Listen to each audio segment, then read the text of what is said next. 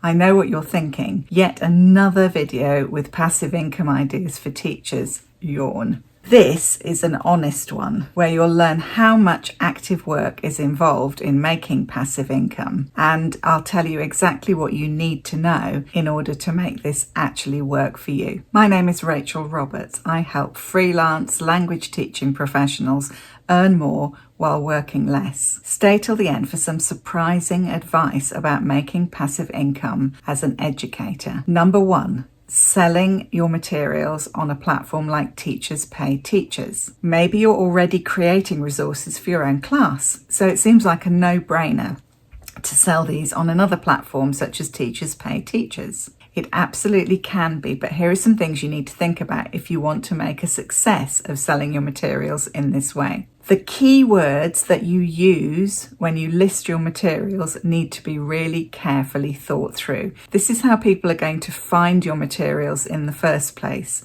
So you need to be thinking about what will people be searching for.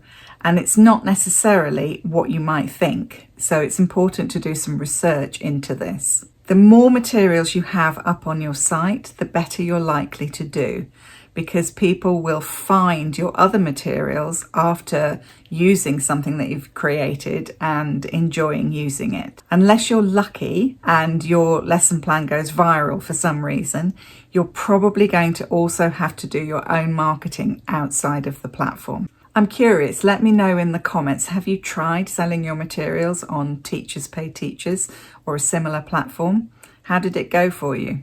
Number 2, self-publishing a book on Amazon. This is something that appeals to a lot of teachers, and it's definitely possible to make money out of this, but you need to give it some thought. There's a lot more work that goes into writing a book, and I should know because I've published lots of them, both with publishers and self-publishing, and therefore you need to make really sure before you start that this is something that people actually need, or perhaps even more importantly, that they want. Have a look at other self-published books in your area and check out how popular they are. What are they doing that's working for people? What perhaps is missing that you could provide? And of course, what's missing needs to be also something that people need and want. Many of the same things apply as when selling lesson plans. You need a great description, you need to use the right keywords, and you will also need to do some promotion outside of the site, unless you're very lucky and it just happens to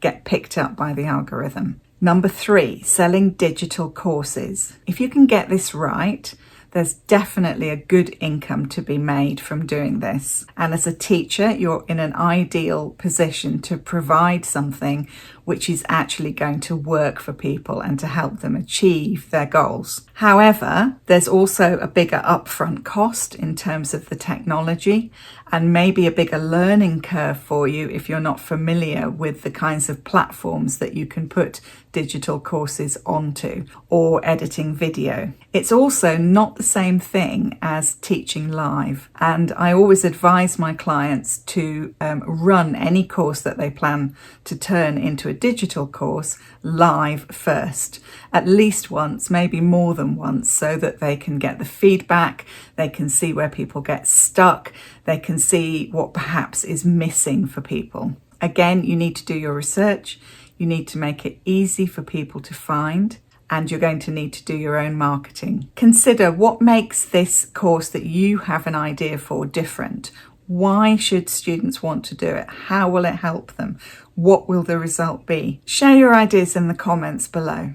And if you've had any aha moments so far, don't forget to subscribe to this channel for more of this kind of content. Number 4, earning through affiliate links or advertising. Assuming that you have a successful blog or YouTube channel, this is probably the most passive of the passive income ideas I've discussed so far. It's relatively easy to bring in this income, you just have to register. But of course you do have to provide really good content in the first place so that people will visit your blog or channel. It can be a kind of unexpected bonus when you receive money for advertising on your site or an affiliate link for something that you're genuinely happy to recommend. But have you spotted what all these passive income ideas have in common? They all require you to have a relatively large audience or following. You'll often see business coaches recommending passive income ideas, and it all sounds really great, but don't forget that they probably already have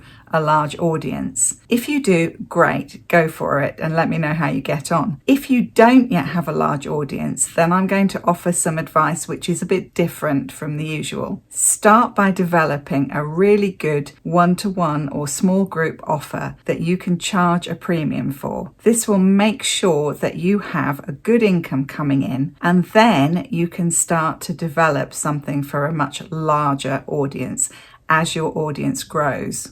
Then you can start to watch the money roll in while you sleep. In the next video appearing on your screen, you'll learn about the 3 deadly F's of freelancing, what they are and how they can negatively impact your income.